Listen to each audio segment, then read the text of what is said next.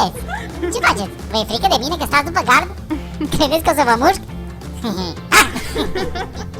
Ia ziceți, când ne vedem și noi? Că o să vă ling atât de tare încât primul vostru copil o să iasă deja pieptănat. Ce faci aici, soldat? Hei, unde fugi? Tu nu știi că nu ai voie să vorbești cu fetele? Da, domnul caporal, să trăiți! Am înțeles, nu m-am împușcat! Taci, mă, stai chill. Ha? Eu nu sunt caporal, mă, eu sunt soldat ca tine. Mă, ce mai speriat, mă? Dar cum te baci tu, pupu? Așa aici în văză tuturor. Băi, sunt soldat aici de 20 de ani, mă. Știu când, cum și unde pot fuma. Dar învață-mă și pe mine. Zi, ce vrei să știi? Cum poți să ajungi la fetele alea de după gard? Tu și fetele alea sunt din lotul care a venit acum în armată, nu? Da. Păi înseamnă că tu nu știi de manevra numită pula troiană. Ce?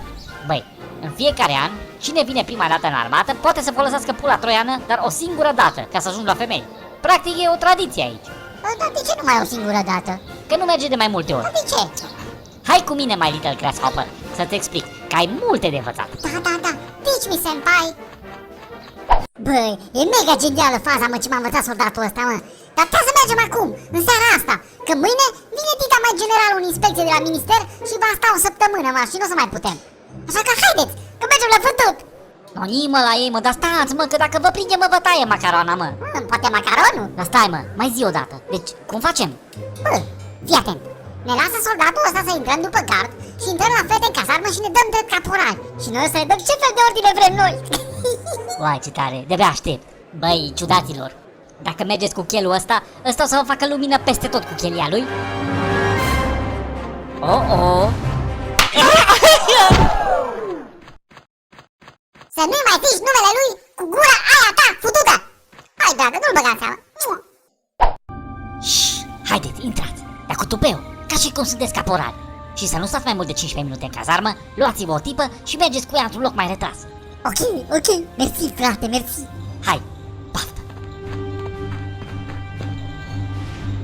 Tercera! Repede! Haidați! Hop! Stați drept!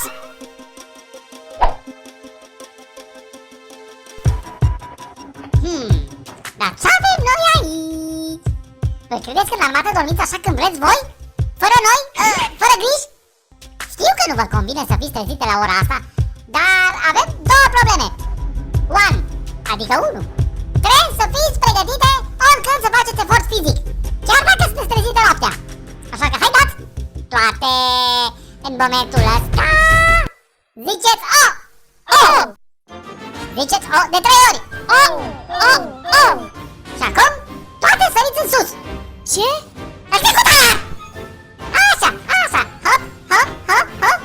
Și acum toate ziceți O de fiecare dată când săriți. Perfect! Nu vă opriți! Și acum continuați, dar cu ochii închiși.